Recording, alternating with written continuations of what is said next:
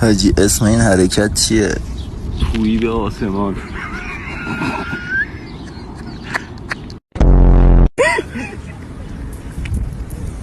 عمو رفته تو خلسه ناموسن برای تقویت کون خوبه.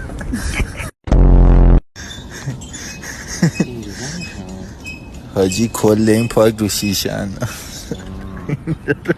رکس میزن اینجوری اسبی میزنه ما رو گرفته ایواز جدید